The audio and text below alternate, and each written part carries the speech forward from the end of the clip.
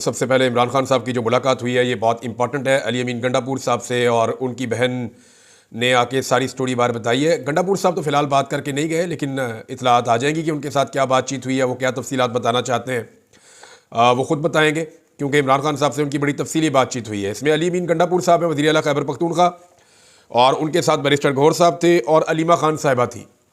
तो इन लोगों ने जाके इमरान खान साहब से मुलाकात की है, और इमरान खान साहब ने एस्टेब्लिशमेंट से मुज़ाकरात के लिए अली अमीन गंडापुर और बैरिस्टर गौहर को इजाज़त दे दी है, ये अलीमा खान साहिबा ने बताया। अच्छा, इस पर एतराज़ किया जाता है कि इमरान खान साहब ने एस्टेब्लिशमेंट से बात वो क्यों करना चाहते हैं। देखें, जिनके पास असली फार्म 45 है उन्हीं से फार्म 45 वापस लेने हैं ना। असली फार्म 45 गए कहाँ पे? 8 और 9 फरवरी की रात को असली फार्म 45 गायब करके उनकी जगह पे जाली फार्म 47 जारी कर दिए गए थे। अब ये सारा खेल पाकिस्तान की एस्टेब्लिशमेंट ने खेला था, ये पूरी दुनिया जानती है। जितने भी सर्वेस करने वाले वो ये बता रहे थे, जितने गैर मुल्की मुबस्सरीन आए वो भी ये बता रहे थे, जितने पाकिस्तान में सहाफ़ी हैं, चाहे वो इमरान खान के हक़ में, चाहे वो इमरान खान के ख़िलाफ़ हैं, चाहे वो एस्टेब्लिशमेंट का बयानिया बयान करते हैं, वो सारे एक दफ़ा नहीं दर्जनों मरतबा ये कह चुके हैं कि इमरान खान साहब का मैंडेट उस रात को चुरा लिया गया था। अब जिनके पास वो मैंडेट है उन्हीं से वापस लेना है ना। नून लीग के पास तो चोरी का मैंडेट है, वो तो वापस नहीं देंगे। असली फार्म 45 एस्टेब्लिशमेंट के पास पड़े तो उनसे वो वापस लेने। अलीमा खान साहिबा ने बताया अडियाला के बाहर मीडिया से गुफ्तगू करते हुए कि बानी पीटीआई से तवील मुलाकात हुई है और 24 नवंबर बहुत अहम दिन है। इमरान खान ने कहा कि उन्होंने 8 फरवरी और अब 24 नवंबर को कॉल दी है, और इमरान खान साहब ने 8 फरवरी के मुताबिक जो है वो 24 नवंबर को देखना शुरू किया। मैंने आपको थोड़े दिन पहले बताया था कि पब्लिक जो है उनके सेंटीमेंट 8 फरवरी से मुख्तलिफ नहीं है। वो 8 फरवरी को उन्होंने मैंडेट दिया था, अब वो मैंडेट जो है उसका तहफ़्फ़ुज़ अब करना चाहते हैं। वो ये चाहते हैं कि मैंडेट वापस मिले। अच्छा, इमरान खान ने कहा कि मैंने दोबारा पाकिस्तानियों को कॉल दी है, जैसे 8 फरवरी नज़रिए के लिए निकले थे, अब फिर वोट को वापस लेने के लिए निकलना है। अलीमा खान के मुताबिक इमरान खान ने कहा कि वोट चोरी करके आइन की खिलाफ वर्जी की गई है। 8 फरवरी को पीटीआई नज़रियाती पार्टी बनी। 1970 में नज़रियाती इंतखाबात हुए थे। 1985 में ज़ियाउल हक़ ने नॉन पार्टी इंतखाबात करवाए और नज़रियाती सियासत ख़त्म कर दी। 8 फरवरी को हमसे आज़ादी, टिकट और पार्टी छीन ली गई। जब से पोलिंग हुई है दुनिया में ऐसी वोटिंग नहीं हुई जो 8 फरवरी को हुई है। अलीमा खान ने इमरान खान का पैगाम देते हुए कहा कि नज़रियाती लोगों की जंग जल्दी ख़त्म नहीं होती। 24 नवंबर को नज़रियाती हक लेने जा रहे हैं, कोई तोड़ फोड़ नहीं कर रहे। अलीमा खान ने कहा कि अली अमीन गंडापुर और बैरिस्टर गौहर भी आए थे। अली अमीन ने बताया कि बहुत बेहतर तैयारियां हो रही हैं। अली अमीन और बैरिस्टर गौहर ने इजाज़त मांगी कि एस्टेब्लिशमेंट से मुज़ाकरात करें। इस पर इमरान खान ने उन्हें मुज़ाकरात की इजाज़त दे दी है। ताहम इमरान खान ने कहा कि हम उनसे 3 मुतालबात पर बात कर सकते हैं। हम सियासी जमात हैं, हमारे मुज़ाकराती दरवाजे हमेशा खुले हैं। इमरान खान साहब ने यह भी कहा था कि अब तक जो मुज़ाकरात नहीं हुए ये ताख़ीर उस तरफ से, मेरे ऊपर कोई इल्ज़ाम ना दे। मैं सियासी आदमी हूँ, मैं पहले दिन से मुज़ाकरात करना चाहता हूँ, लेकिन मैं मुज़ाकरात उनके साथ कैसे करूँ जिनके हाथ में ही कुछ नहीं है। जिन्होंने मेरा मैंडेट लिया है मैं उन्हीं से वापस लूँगा ना। जिनके पास असली फार्म 45 है उन्हीं से वापस लूँगा। अलीमा खान के मुताबिक इमरान खान ने कहा कि जो लोग ना हक कैद हैं उन्हें रिहाई मिलनी चाहिए। इमरान खान ने डॉक्टर यास्मीन राशिद, उमर चीमा, शाह महमूद कुरैशी का नाम लिया। डॉक्टर यास्मीन राशिद के साथ अंदलीब अब्बास भी थी। उन्होंने 9 मई की मजम्मत की तो रिहाई मिल गई, मगर यास्मीन राशिद डटी रही, नजरियाती जंग लड़ रही हैं। अलीमा खान ने कहा कि जो इलेक्टेबल थे वो पार्टी से चले गए। कल बानी पीटीआई की जमानत लगी है। तोशाखाना 2 में हम उम्मीद करते हैं कि इमरान खान साहब जो है वो उनके इस केस में कल प्रोसिक्यूटर मौजूद होगा, और अगर कल प्रोसिक्यूटर मौजूद होगा और अगर कल बानी पीटीआई या इमरान खान को कल जमानत मिल जाती है तो वो खुद 24 नवंबर का एहतजाज लीड करेंगे। अगर जमानत नहीं मिलती तो हम उनके लिए एहतजाज में जाएंगे। अलीमा खान ने कहा कि पीटीआई के लोग पहले इस्लामाबाद और रावलपिंडी में निकल आए। मेरी बहन नौरीन नियाज़ी के नवासे और नवासियां आए, लेकिन मुलाकात की इजाज़त नहीं मिली। जब मुलाकात ना करवानी हो तो कहते हैं कि ऊपर से ऑर्डर आया हुआ है। उन्होंने कहा कि 24 नवंबर के एहतजाज की कॉल वापस लेने के लिए जुमेरात तक का हमने वक्त दिया है। अगर मुज़ाकरात कामयाब होते हैं तो 24 नवंबर की तारीख जश्न में तब्दील हो जाएगी। 3 चीज़ें इमरान खान साहब मांगते हैं। मैंडेट वापस करो। दूसरा, वो ये कहते हैं जितने भी सियासी कैदी हैं जिनके साथ जुल्म और जबर हो रहा है उनको छोड़ा जाए। फिर वो जो अदलिया का मामला है, या जो वो ये कहते हैं कि अदलिया के ऊपर जो कंट्रोल किया गया आईनी तरमीम का मामला, उसको वो वापस करवाना चाहते हैं। अब मसला ये है कि इमरान खान साहब के ऊपर मैंने आपको कहा था कि सिर्फ उन्हें ज़बरदस्ती जेल में रखा हुआ है। एक केस ऐसा है कि अभी उनकी जमानत हो जाए, सुबह लगी हुई है तोशाखाना 2 में इमरान खान साहब की जैसी और ये कई महीनों से लगी हुई है, जमानत हो ही नहीं रही। सुबह अगर ये जमानत हो जाती है ना तो इमरान खान साहब बाहर आ जाएंगे। फिर ये देखना होगा उन्हें किस केस में अंदर रखा जाता है, यानी किसी और में अंदर रखने की कोशिश की जा सकती है 9 मई के अंदर, या किसी और में कोई नया मुकदमा निकाल के डाल दिया जाए। हालांकि पाकिस्तान तहरीक इंसाफ ने अपनी कैलकुलेशन पूरी की हुई है। तहरीक इंसाफ ने पंजाब और इस्लामाबाद से उनको जितने मुकदमात की तफसीलात मिली हैं, उन्होंने तमाम मुकदमात में इमरान खान साहब की बेलें अरेंज कर रखी हैं। अब मामला सिर्फ तोशाखाना 2 में आके रुका हुआ है। अगर यहां पे कल जमानत हो जाती है इस्लामाबाद हाई कोर्ट से, तो फिर 24 तारीख को तो इमरान खान साहब खुद ही अपना जलसा कर रहे होंगे। तहरीक इंसाफ के जलसे से हुकूमत को बहुत ज्यादा परेशानी है और उनका डर बढ़ता चला जा रहा है। उसकी एक वाज़ेह मिसाल मैं आपको बताऊंगा और आपको आइडिया हो जाएगा कि हुकूमत इस वक्त कितनी ज्यादा डरी हुई है। ये स्टेटमेंट किसी और का नहीं है, ये पाकिस्तान के वजीर दाखिला का है। पाकिस्तान के वजीर दाखिला ने एक धमकी लगाई है तहरीक इंसाफ के लोगों को और आम पाकिस्तानियों को जो इमरान खान के नजरिए के साथ आज के दिन में खड़े। धमकी जनाब उन्होंने ये लगाई है कि जितने भी लोग पाकिस्तान तहरीक इंसाफ के साथ एहतजाज में शामिल होंगे, उनके शनाख्ती कार्ड ब्लॉक कर दिए जाएंगे, उनके पासपोर्ट मनसूख कर दिए जाएंगे, मोबाइल फोन की उनकी सिमें ब्लॉक कर दी जाएंगी, और एहतजाज में जो तालिब इल्म शामिल हो जाएंगे उनकी जो तालीमी असनाद उनको मिलती हैं वो भी मनसूख कर दी जाएगी, और एहतजाज करने वालों को तालीमी इदारों में दाखिले भी नहीं मिलेंगे। क्यों जनाब, ये मुल्क है या बनाना रिपब्लिक है? किसी के बाप का मुल्क थोड़ी है ये जनाब तालीमी असनाद नहीं मिलेंगे एहतजाज करने पे। जाओ जाके आईने पाकिस्तान को पढ़ो अच्छी तरह। मुझे तो हैरत होती है कि मोहसिन नकवी साहब शीशे में अपनी शक्ल कैसे देखेंगे जब उनके दोस्त यार रिटायर हो जाएंगे। यानी उन्होंने कभी भी हमेशा इस ओहदे पे ही रहना है, या मरते दम तक चौथी तकबीर तक इसी ओहदे के ऊपर रहना है? मोहसिन नकवी साहब ने जाना नहीं इस दुनिया से या इस ओहदे से, तो क्या शक्ल दिखाएंगे वो और उनकी आने वाली नस्लें? यानी एहतजाज का हक आईने पाकिस्तान में लिखा हुआ है कि आप पुरअमन एहतजाज कर सकते हैं। वो कहते हैं जी जो एहतजाज के लिए निकला मैं पासपोर्ट भी खा जाऊंगा, आईडी कार्ड भी खा जाऊंगा, तालीमी संदे भी ले लूंगा, इदारों में दाखिले भी नहीं होने दूंगा, करियर तबाह कर दूंगा। क्यों कर देंगे जी? हलवा है, तबाह कर देंगे। ये 1 मिनट में अदालतें उड़ा देंगी ये सारा कुछ। ये सिर्फ जो है वो धमकियां हैं। मेरे ख्याल में पाकिस्तान के लोगों को इन धमकियों में नहीं आना चाहिए, अपना फैसला खुद करें। उन्हें लगता है ये काम ठीक हो रहा है एहतजाज का, जाए करें, नहीं लगता उनको नहीं ठीक हो रहा ना करें, लेकिन इस तरह की धमकियों में ना आए। ये गैर जमहूरी तर्ज अमल है और ये किसी भी मुआशरे में हो इसकी हमेशा मुखालफत करनी चाहिए। अब देखें ना, हुकूमत अपने आखिरी पत्ते खेल रही है। अब फैसल वाडा को लेकर आए जनाब मैदान में, और फैसल वाडा जब मैदान में आए तो उसका मतलब यह है कि बात हाथ से निकल रही है। तो फैसल वाडा, ओन चौधरी, ये एक तरह के कैरेक्टर्स हैं।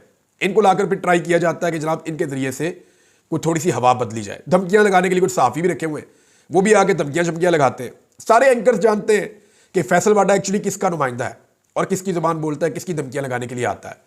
अब हमारे सारे सहाफ़ी अपने मुंह से तो कहते हैं कि जनाब एस्टेब्लिशमेंट सियासत में मुदाखलत ना करे, ये हमारा मुतालबा है, लेकिन खुद एस्टेब्लिशमेंट के नुमाइंदे को हम बुलाते हैं, बुलाकर टीवी पे बैठाते हैं, बिठा के उसको कहते हैं कि एस्टेब्लिशमेंट का सियासत के ऊपर बयान करो, फिर हम उसे मौका देते हैं, वो बोलता है। यानी ये दोगलापन नहीं है, हमारी मुनाफकत नहीं है क्या मीडिया की, कि एक तरफ हम कहते हैं कि किसी सूरत भी एस्टेब्लिशमेंट को सियासत में रोल प्ले नहीं करना चाहिए, फिर एस्टेब्लिशमेंट के नुमाइंदे को दावत देकर बुलाते हैं, उसे चाय बिस्किट देते हैं, उसे कहते हैं अब एस्टेब्लिशमेंट का बयानिया दो सियासत के ऊपर। तो ये एक तरह की मुनाफकत है। हाँ, लेकिन इसका एक फ़ायदा होता है, वो फ़ायदा ये होता है कि जो एस्टेब्लिशमेंट है वो मजीद एक्सपोज होती है।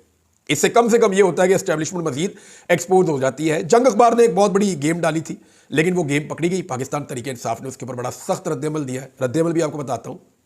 जंग अखबार की खबर देखें आप, रही मेन पेज पे उन्होंने छाप दी, मेन खबर छाप दी, बड़ी हेडलाइन लगा दी, ना सिर्फ जंग अखबार में लगा दी, द न्यूज़ में लगा दी, और जियो के ऊपर गला फाड़ किस्म की इसकी कंपेन की गई। गला फाड़ कंपेन समझते हैं ना, फुल ऊंची आवाज के अंदर फट्टे चलाए इसके। जनाब बहुत बड़ी खबर लेके आए, अंसार अब्बासी साहब की जनाब खबर है, उनकी तस्वीर के साथ इसको छापा गया। खबर यह है कि हुकूमत और पाकिस्तान तहरीक इंसाफ का आला सतही राब्ता हो गया, मुमकिन ब्रेक थ्रू की कोशिशें हो रही हैं। मुज़ाकरात कामयाब हुए तो 24 नवंबर का एहतजाज मुलतवी हो सकता है। मुज़ाकरात में शामिल अफराद के नाम अफशा हुए तो एस्टेब्लिशमेंट और PTI में मफाहमत की कोशिश बेकार हो सकती है। अब देखिए, एक तरफ ये तो हो रहा है कि एस्टेब्लिशमेंट चाहती है कि पाकिस्तान तहरीक इंसाफ को एंगेज किया जाए, वो हर हाल में इस एहतजाज को रोकना चाहते हैं, लेकिन रोकना है तो इसका रास्ता क्या है? रोकने का आसान रास्ता यह कि अदालत को इंसाफ करने दें, इमरान खान साहब बाहर आ जाए, वो इस लॉन्ग मार्च को या इस धरने को एक जलसे में कन्वर्ट कर देंगे। वो आएंगे और आकर एक जलसा करेंगे, लोगों से मुखातिब होंगे और फिर मामला आगे की तरफ बढ़ेंगे। अब अंसार अब्बासी साहब ने जब यह खबर दी, तो इस तरह की जब खबर आ जाती है ना, तो पाकिस्तान में लोगों को यह लगता है कि जनाब अब तो बात बन गई है, और अगर मुज़ाकरात हो रहे हैं और चीज़ें किसी कंक्लूजन की तरफ जा रही हैं तो फिर हमें निकलने की क्या ज़रूरत है। इसके ऊपर जनाब पाकिस्तान तहरीक इंसाफ ने बड़ा सख्त रद्दअमल दिया। जरा तहरीक इंसाफ का रद्दअमल भी आप देख लें। तहरीक इंसाफ के सेक्रेटरी इत्तलाआत ने कहा कि हुकूमत के साथ राब्ते से मुतअल्लिक खबर 24 मार्च का एहतजाज रोकने की एक कोशिश है। उन्होंने ये बयान देते हुए कहा, और ये उनका रद्दमल है, कि हुकूमत के साथ किसी सतह पर कोई राब्ता नहीं हो सकता है। और ये शेख वकास अकरम कह रहे हैं। उन्होंने कहा किसी भी हवाले से एहतजाज को नहीं रोका जा सकता। निजी टीवी की राब्ते से मुताल्लिक खबर फेक न्यूज़ है और एहतजाज की तैयारी को नुकसान पहुंचाने की कोशिश है, जिसकी हम शदीद अल्फाज में मजम्मत करते हैं। नाज़रीन, एक तो ये चीज़ हो गई, लेकिन आप देखें कि जंग और जियो काम कर कैसे रहा। हुकूमत का बिल्कुल पिट्ठू बना हुआ है। ऐसा लगता है कि हुकूमत से ज़्यादा हुकूमत जाने का जो खतरा और डर है ना, वो जंग ग्रुप को लगा हुआ है। पता नहीं क्या इनका मफाद है या क्या इन्हें मिल रहा है। इतना तो हुकूमत नहीं डरी हुई जितना जंग ग्रुप डरा हुआ है। यानी अमेरिका के हवाले से झूठी खबर चला दी। और साले जाफर साहब ने खबर दी है। खबर क्या दी थी, पहले जरा वो सुर्खी आप देख लें जो साले जाफर साहब ने दी थी। हुकूमत ने खुद ही कहा जी हमने ऐसी कोई बात नहीं की, हमारी अमेरिका से आप लड़ाई ना करें, हम इतने जोगे नहीं हैं। तो खबर देखिए आप, जंग ग्रुप के मुताबिक जो खबर दी हुई थी वो खबर क्या थी साले जाफर साहब ने, कि हुकूमत पाकिस्तान अमरीकी कानून साजों की जानिब से सुबकदोश होने वाले अमरीकी सदर जो बाइडन को इमरान खान की कैद के हवाले से जो खत लिखे गए हैं उनको कोई अहमियत पाकिस्तान नहीं देता। यानी जो अमरीकी अवाने नुमाइंदगान ने अमरीकी सदर जो बाइडन को जो खत लिखे हैं, पाकिस्तान उसको कोई अहमियत नहीं देता। इमरान खान के हवाले से जो खत हैं, अमरीकी इंतजामिया इक़्तिदार की मुंतकली में मसरूफ़ है। ऐसे में यह खतों किताबत बेसूद है और यह फ़ारग किस्म की एक मश्क जिसका कोई फ़ायदा नहीं। ये जनाब खबर दे दी शाह से ज़्यादा शाह के वफादार, और मुमताज़ ज़हरा बलोच साहबा से इसको मनसूब भी कर दिया खबर को। अब बाद में उन्होंने जो है वो वज़ारत ख़ारजा ने कहा जी हमने तो ऐसी कोई बात ही नहीं की। उन्होंने कहा जी हमसे पूछ लिया करें पहले, हमें बड़ा अफसोस हो रहा है कि आपने ये खबर कैसे दे दी। ये नहीं, हम तो अमेरिका के पिट्ठू हैं, हम तो उनसे डरते हैं। हमारी क्या जुर्रत है कि अमेरिकन ऐवानी नुमाइंदगान कोई बात करें और हम कहें ये फजूल मश्क है। हमने ऐसा कुछ नहीं कहा, हमारे पे ना डालो या हमारे कंधे पे रख के बंदूक ना चलाओ। तो अब आप अंदाज़ा करें कि ये अमेरिका से डरते भी कितना है और इक़्तिदार जाने से भी डरते हैं। तो मुझे लगता है कि ज़्यादा खौफ जो है वो जियो ग्रुप को है, जंग ग्रुप को है। वो इनके लिए एक कदम आगे जाकर इनका बयानिया खुद बना रहा होता है। यानी शरीफ खानदान का जो बयानिया अभी इन्होंने तैयार किया है वो कैसे तैयार हुआ ये भी मैं आपको बता सकता हूँ कि जनाब ये जो आपका बेटा वहाँ पे दिवालिया हो गया ना, इसके ऊपर ये वाला बयानिया बना लें। तो वो जो बयानिया बनाया ना उसको हम एक और वीलॉग में उड़ा देंगे और बताएंगे कि उस बयानिया के अंदर से निकला क्या है और निकलेगा क्या। लेकिन अभी कुछ खबरें हैं वो मैं आपको बता देता हूँ कि जो फैसल वाडा साहब ने स्टेटमेंट दिए, फैसल वाडा साहब के स्टेटमेंट के ऊपर भी जो है वो पाकिस्तान तहरीक इंसाफ का रद्द-ए-अमल आया। और तहरीक इंसाफ ने फैसल वाडा के स्टेटमेंट के ऊपर, यानी फैसल वाडा ने कहा जनाब कि ये हो जाएगा वो हो जाएगा, 9 मई के मजीद बंदे ढूंढे जाएंगे और छांट पटक की जाएगी, ये, और फिर खौफ फैलाना शुरू कर दिया। कोई नहीं आएगा, कोई आना नहीं चाहता, लोग भाग रहे हैं, कोई बंदा 50 बंदे भी नहीं निकाल सकता, यहाँ कोई नहीं पहुंचेगा, डंडे बड़े पड़ेंगे, मार बड़ी, ऐसी बातें कर करके जो हमेशा से करते हैं। फिर उन्होंने फैसल वाडा ने इतनी लंबी बातचीत की कि बीच में उनके मुंह से निकल गया कि ये जो मगरबी ममालिक है ना, ये मुदाखलत से बाज रहे। इन्होंने पहले भी इमरान खान की हुकूमत गिराने के लिए मुदाखलत की थी। ये फैसल वाडा की अब जाके गवाही आई है। पहले ये कहते रहे ना फैसल वाडा के जनाब वो तो खुद ही हुकूमत गिरी है, इमरान खान साहब की अपनी हरकतों से गिरी है। अब नहीं, अब वो अपने मुंह से कह चुके हैं और वो स्टेटमेंट में आपको सुनवा दूंगा। यानी ये आप छोटा सा क्लिप आप सुन लें, आपको पता चल जाएगा। ये सुने आप। कोई भी वेस्टर्न मुदाखलत जब भी हुई है पाकिस्तानी कौम ने उसको रिजेक्ट किया। अब आप आ गए सियासत के अंदर, इमरान खान साहब के लिए आ गए, पहले आपने उनको निकालने के लिए आए थे, आप क्या चाह रहे हैं? ये देखिए फैसल वाडा साहब खुद कह रहे हैं कि जनाब ये जो हुकूमत है ये उन्होंने गिराई थी, जो वेस्टर्न कंट्रीज मगरबी ममालिक, उन्होंने ये गिराई थी पहले हुकूमत, उनकी एस्टेब्लिशमेंट ने। बहरहाल अब फैसल वाडा साहब को जो पाकिस्तान तहरीक इंसाफ ने जवाब दिया, जरा वो जवाब सुने आप। उन्होंने कहा फैसल वाडा की प्रेस कॉन्फ्रेंस पर पाकिस्तान तहरीक इंसाफ का रद्द-ए-अमल, फैसल वाडा को टाउट और चिड़ियाघर का बिज्जू करार दे दिया। चिड़ियाघर में रखे बंदरों, बनमानसों, लुमड़ियों, गीदड़ों, गधों, खच्चरों और इंसान नमा टाउटों ने उछल कूद शुरू कर दी है। और यह सिर्फ इसलिए हो रहा है कि पाकिस्तान तहरीक इंसाफ का एहतजाज कामयाब होने जा रहा है और लोग बहुत बड़ी तादाद में निकल सकते हैं। अच्छा, अमेरिकन पिट्ठूगिरी के हवाले से एक और बड़ा ज़बरदस्त स्टेटमेंट आया हुआ है, वो मैं आपको ज़रूर सुनाता हूँ। ख्वाजा आसिफ साहब ने बड़े अजीबोगरीब काम शुरू कर दिए हैं, लेकिन वो मैं आपको बताऊंगा अगले वीलॉग में। लेकिन अभी एहसन इकबाल साहब ने जो काम किया, एक तो एहसन इकबाल साहब ने, आपको याद होगा जब डोनाल्ड ट्रंप अपोजिशन में चले गए थे या इलेक्शन हार गए थे, तो एहसन इकबाल ने डोनाल्ड ट्रंप का बहुत मजाक उड़ाया था, उनके खिलाफ बहुत सारे स्टेटमेंट्स दिए थे। फिर जैसे ही डोनाल्ड ट्रंप इलेक्शन जीता तो एहसन इकबाल ने फौरी तौर पर तमाम अपने ट्वीट्स डिलीट करना शुरू कर दिए। यानी मुझे हैरत होती है कि इन्हें गैरत भी नहीं आती, मुझे हैरत होती है कि इन्हें ऐसे भी नहीं लगता कि यार कोई लोग क्या सोचेंगे हमारे बारे में। यानी मैं शर्म भी नहीं आती इन्हें ना। आदमी को थोड़ा सा तो साहिब किरदार होना चाहिए कि जो मैंने बात कह दी है, मैं को थोड़ा सा तो अपनी बात के ऊपर खड़ा हो जाऊं, लेकिन ये अपनी बात के ऊपर खड़े ही नहीं होते। अब जनाब एहसन इकबाल साहब के हवाले से जो खबर छपी है, छपवाई गई है फरमाइश करके, खबर क्या कहती है कि डोनाल्ड ट्रंप की सदारत में इनकलाबी नताइज हासिल कर सकते हैं। एहसन इकबाल, अंदाजा करें, पहले उसकी बुराइयां करके उसकी ट्वीटें फिर डिलीट की जब वो जीत गया, अब उसकी जो है वो तारीफों के पुल बांधना शुरू कर दिए। ऐसे ये चापलूस किस्म के लोग, ये पाकिस्तान का जो आर्मी चीफ आता है ना उसके साथ भी यही करते हैं। जो चला जाता है उसको ये गालियां देना शुरू कर देते हैं, जो मौजूदा आर्मी चीफ होता है उसको अबू बना लेते हैं और जूते पॉलिश करना शुरू कर देते हैं। ये आज भी यही कर रहे हैं, हमेशा ये करते हैं। अब एहसन इकबाल क्या कह रहे हैं, नई अमरीकी इंतजामिया के साथ शराकतदारी को नई जहत देने का सुनहरी मौका है।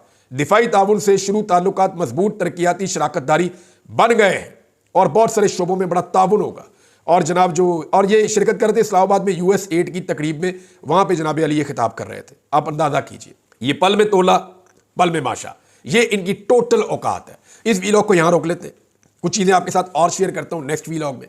अब तक के लिए इतने, अपना ख्याल रखिएगा, अपने इस चैनल का भी। अल्लाह हाफिज।